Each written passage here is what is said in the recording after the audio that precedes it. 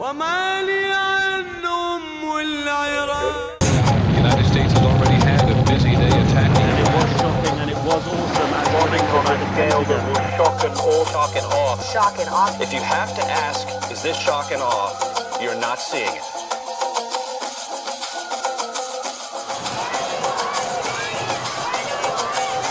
We refuse to carry on business as usual while American soldiers and Iraqi civilians die under the machinery of war.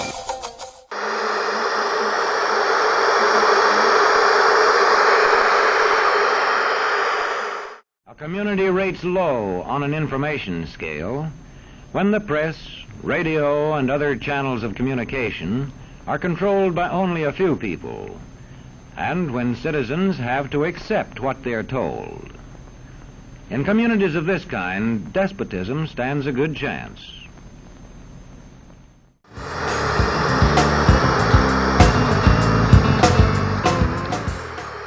Before the war started, there was an awful lot of coverage about how the journalists were going to be covering the war. They were in training camps. They called them boot camps for journalists.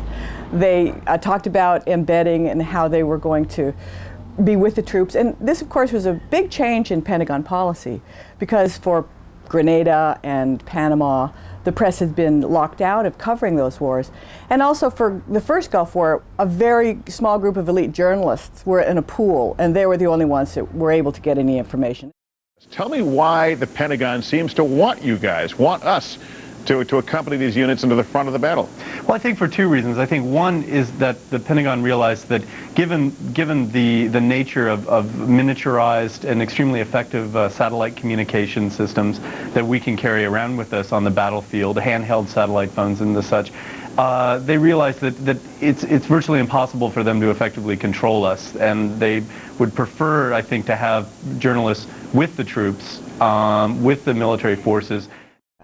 So you got not only very positive coverage about the fact that the Pentagon was changing its policies, was now going to be so open and show the American public war as it really was, and allow journalists to kind of come in and be part of that and be the American public's eyes and ears. So the beginning of the war was characterized by enormously positive media coverage.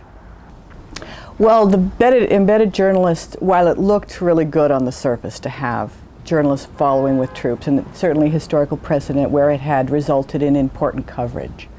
The difference with Iraq was that journalists were really having to work under some pretty rigid constraints. They had to stay with troops that they initially were set up with. They didn't have their own vehicles. They had no independence. The soldiers that they talked to were not able to talk on the record to them, so they couldn't kind of give them background information or give them criticism without knowing that they were going to be revealed, their identity. Media mobilization. At least 500 reporters, photographers, and television crew members will be assigned to the military to cover a war with Iraq near the front lines. The military will provide them with protective gear in the event of a nuclear, biological, or chemical attack. And currently, 232 journalists have already been trained boot camp style for combat conditions. Embedded within the troops, not being able to be independent, not being able to move from place to place, established a particular kind of relationship between the journalists and the troops. And that's a classic strategy of public relations. It's all about establishing a relationship. And once you've got that positive relationship established, then you've pretty much formed the perspective of the journalists, not only physically to report from the American military's point of view, but also mentally and emotionally, that you have no journalistic distance from your topic. The identification with the troops and with the military became so intense for some reporters that they actually were engaged in picking out targets. One of the most striking examples is that of Gavin Hewitt, a BBC reporter, a very senior BBC reporter, who has said this publicly, that he was with a US military unit and that he noticed that some Iraqis were about to fire on them, or he thought they were about to fire on them, and he pointed this out, in effect pointing out targets to the military, and they then targeted these people and they blew them up. And he crossed the line there from propagandist to active accomplice in war. Now, if you see the war in Iraq as an illegal war, in effect an accomplice to war crimes.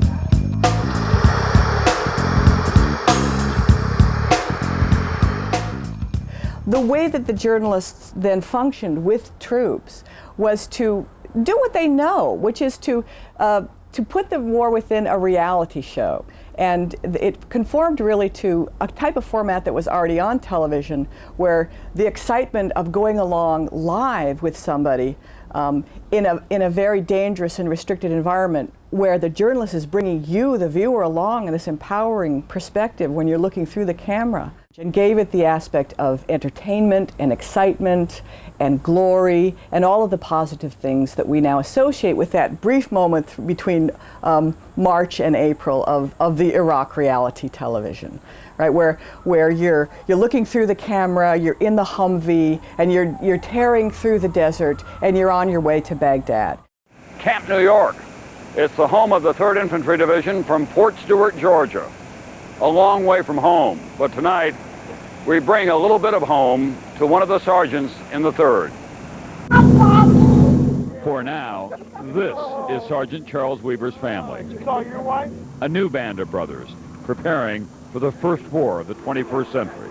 And I think some of us may have forgotten, but they were stalled. They were stalled, and there was a sandstorm. They encountered more opposition than they believed.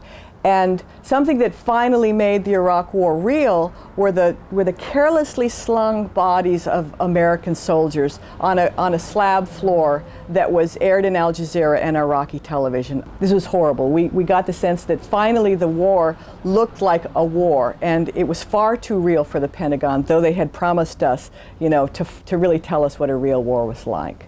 And that lasted for a few days, and it's not coincidental that shortly after that is when you had the daring-do rescue of Jessica Lynch.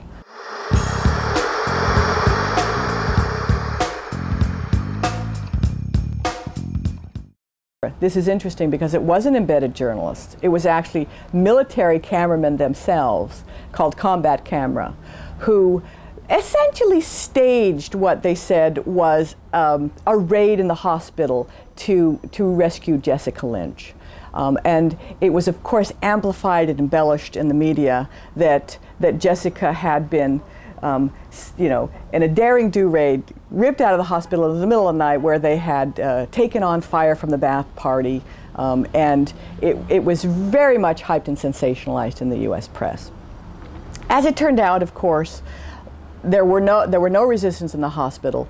The hospital personnel had tried to deliver Jessica Lynch the day earlier to American troops, that it was very much a staged battle, and that the media had very much exaggerated it. And if it weren't for the BBC's investigative reporting, going into the hospital afterwards and actually talking to the doctors, getting the real story, we really wouldn't know what the real story was. She's had two things she wanted most: visits from her family and applesauce. After the Jessica Lynch story, pretty much the war was starting to wind down, and in terms of U.S. coverage. But if you remember, the statue was toppled in the square in Baghdad, and that was really marked the iconic visual symbol for the American victory of moving into Baghdad, is pulling the statue down. Many things were also wrong with that story, where if you looked at the pictures close up, it looked like there were a lot of people in the square. If you pulled the camera back, the square was practically empty.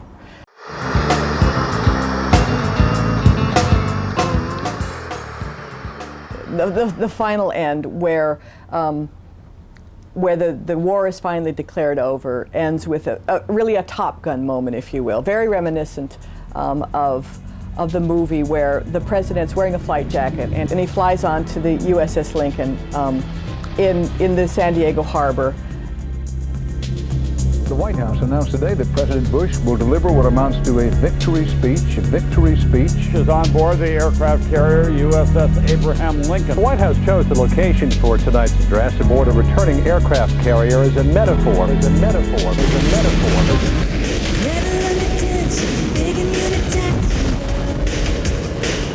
The president chose to fly in on a Navy jet because he wanted to experience landing on a carrier's short deck and the adrenaline rush that comes with it.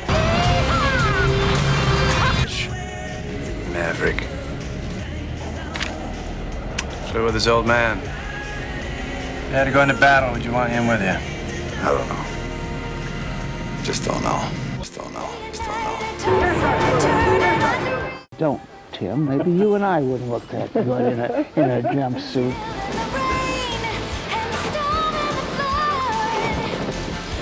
This kind of imagery, how important is it to projecting an image for the American voter? Well, you know, all of these images have very profound impact, from the Jessica Lynch to the USS Lincoln, and then you have Saddam Hussein being found in a hole, and then kind of having the doctor look into his mouth, that picture repeated over and over again, kind of making him look like an animal or under a microscope, something that's being inspected.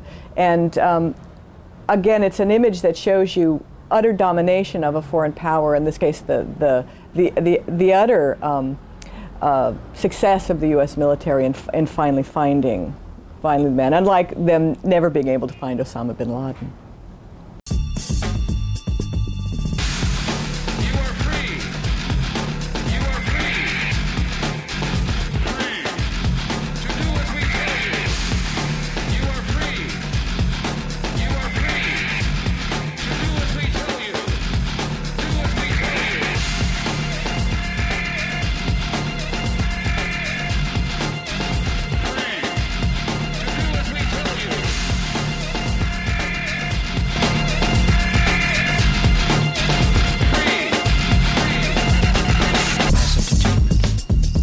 Mass education, mass recreation, mass perception management, mass entertainment, mass education, mass recreation, mass perception management.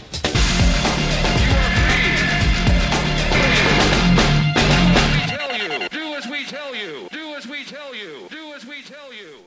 The U.S.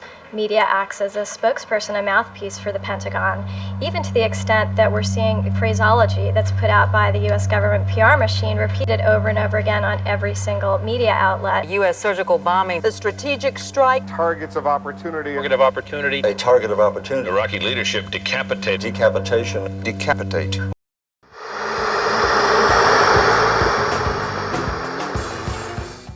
What happened is 7 years ago there was a channel launched in the Arab world called Jazeera satellite channel, which is also a 24-hour news service. It basically raised the bar for everybody else as far as news is concerned, because it was freedom of press is a new concept, relatively new concept to the Arab world, and because of Al Jazeera, every other channel has had to follow suit. So there have been strides made in the past 7 years towards the freedom of the press in the Arab world, and Al Arabiya is following in that tradition, in the sense that we're giving you faster paced news, breaking news as it happens all around the world internationally, but with an Arab voice, because that is lacking in the market. Trying to give you the Arab perspective on the story, because there are two sides to every story, and of late, especially with the war on terror, the other side of the story has been an Arab side of the story. So we needed to get that voice out. We needed to get an Arab perspective on what's going on in an Arab backyard. So Iraq, Saudi Arabia, the Palestinian territories, places like that needed to be told from an Arab perspective. And if books and newspapers and the radio are efficiently controlled, the people will read and accept exactly what the few in control want them to. Government censorship is one form of control. A newspaper which breaks a government censorship rule can be suspended.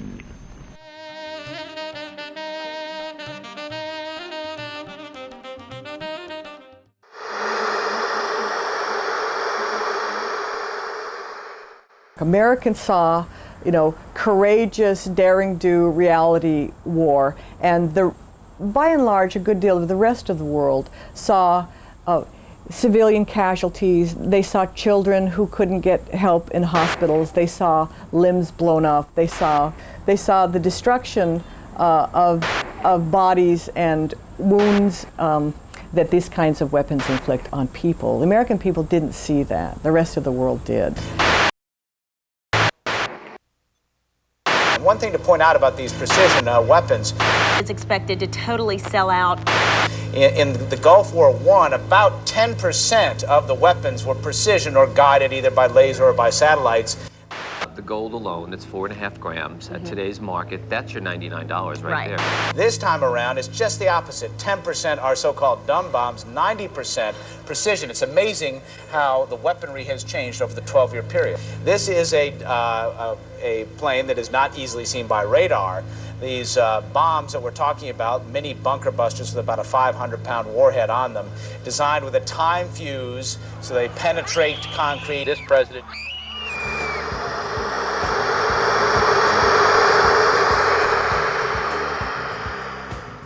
A couple of our journalists were in Baghdad covering a story. They were covering a bombing of a Baghdad hotel, which has been a trend in the past couple of months.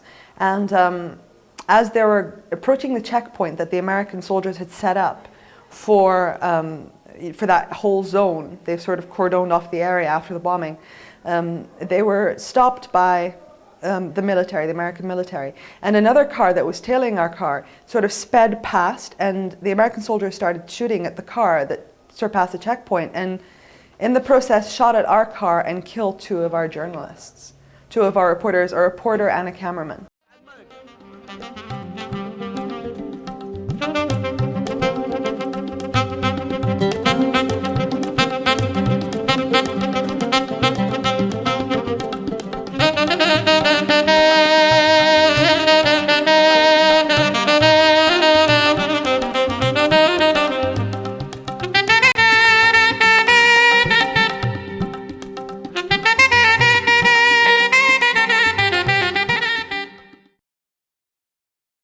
The U.S. strikes also killed a journalist from the Arab TV network Al Arabiya.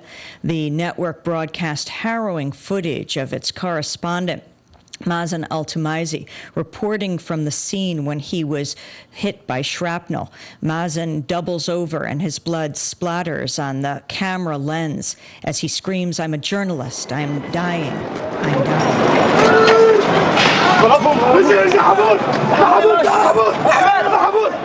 The last 2 days were really difficult for us. He was around us. He was here. We can see him in every report he did before. And the most horrifying thing that we heard him saying to his colleague, "Saif, I'm dying. Come to me. I'm dying. I'm dying." It was his last words, and this was really terrible.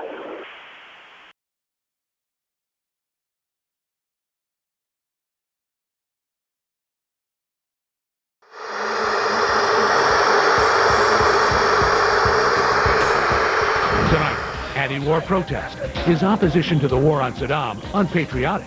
Should Americans join the president and rally around the flag? Join the heated debate. Last year, in the early days of the Iraq War, there was a huge demonstration in downtown Manhattan with 100,000 people marched from Midtown down to southern Manhattan, and it ended up on page B11 of the New York Times in the metro section. It didn't even make the front section. That's the first problem. The second problem is that when they do cover it, they will often single out the most inarticulate person in the march or in the crowd, or somebody who might be said to appear exotic to mainstream American viewers. The person with the purple hair, or the person with the hardware hanging from their face. This seems to be done intentionally to marginalize the thinking, the ideas behind the peace movement. Besides a protest, it's like deciding, well, I'm going to decide policy based upon a focus group.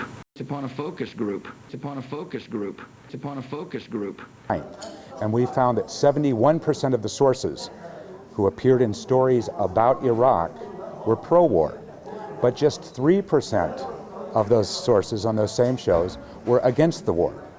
But actually that 3% overstates the anti-war perspective on these shows, because invariably those anti-war sources for these news shows were quoted in one-sentence sound bites from the street. Not a single leader or spokesperson for the peace movement was invited into the studio for a sit-down interview during the first 3 weeks of the war. That was opposed to the 71% who were pro-war voices, many of whom were those ex-Pentagon officials and generals that were so ubiquitous on television. Those were included as sources. So there were very many long-term, long format interviews with pro-war voices. What it amounted to was the complete failure of the media to present a vital debate about a grave issue. What are you doing?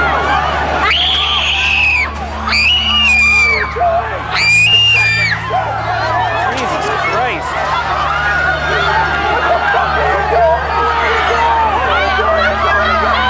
Does it seem to you, along with the anti-war protesters, there are simply people who seem to be seizing on an opportunity just to come out into the streets and simply maybe cause trouble? Absolutely, Julie. Is traffic getting any better there, Amber? Frank, this is a good example of... No war in Iraq. No blood for oil. No war in Iraq. We're gonna, no blood for oil. You can see that people... War. They are cooperative. They are just being very disruptive. Bush is a terrorist. Bush is the biggest terrorist. Yeah. Maybe they're done. Fuck yeah. I'm just kidding. Hey, put this stuff on the news. Come on, put some real criticism. 1, 2, 3, impeach Bush! Impeach Bush! This war is going to increase the chance of terror. Impeach Bush! Some tried to stop KTVU photographer Martin Holton from videotaping what they were doing. Get the fuck over! Get the fuck over! Fuck you, Shelton! Fuck you, Fulton! Fuck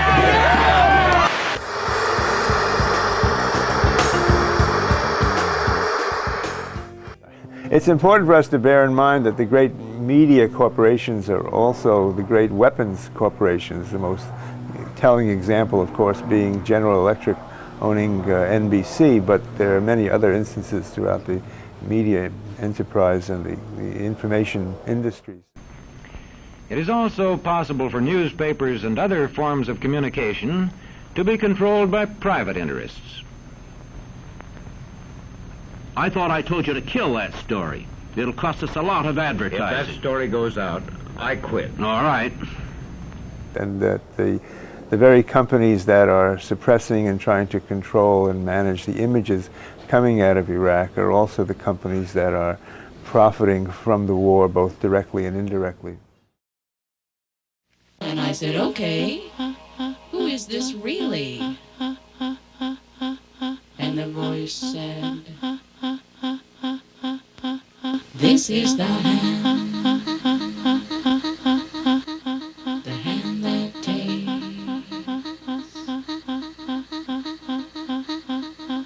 This is the hand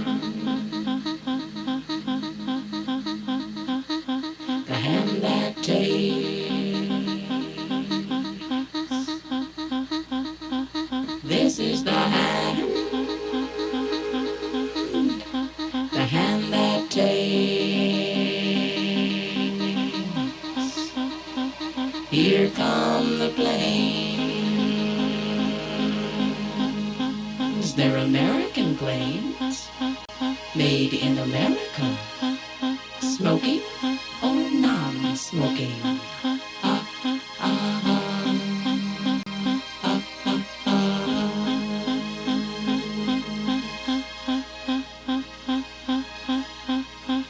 And the voice said, hey, it's not Arab. We're going to take a break for a commercial. There is no alternative but to resist the mainstream media. Now that means encouraging and working in alternative, radical or indie media or through the other channels that are available, for example in the Middle East, through Al Jazeera, Arabiya, etc.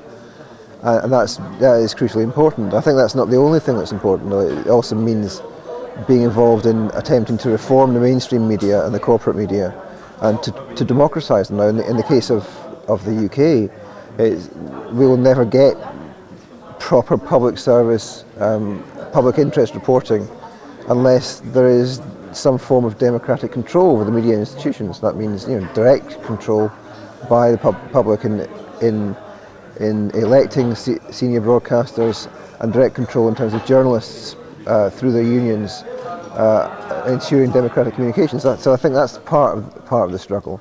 But I also think that media activism by itself isn't going to change the society in which we live, either at the level of media reporting or at the level of other sorts of inequalities and injustices. And so it seems to me that media activism has to be part of the wider struggle, the wider movement against corporate control and against US and UK imperialism. So I would see the media activist movement as being part of a wider struggle. What sort of community do you live in? Where would you place it on a democracy-despotism scale? And to find out what way it is likely to go in the future, you can rate it on economic distribution and information scales. The lower your community rates on economic distribution and information scales, the lower it is likely to rate on respect and power scales, and thus to approach despotism. Because as communities go, so goes the nation. What do we want? Real news! When do we want it? Now! What do we want? Real news! When do we want it? Now! What do we want? Real news! When do we want it? Now! What do we want? Real news! When do we want it? Now! What do we want? No more lies! No more lies! No more lies! No more lies! No more lies! What does Prometheus do? Prometheus Radio Project, what we do is we build radio stations for community organizations, small groups that are schools or civil rights organizations.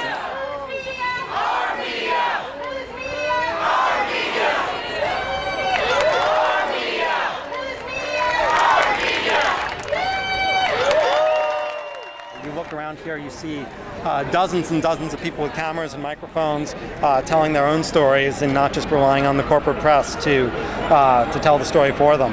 So it's great to be out here. Alternative media is the media. The rest of it is just a commercial.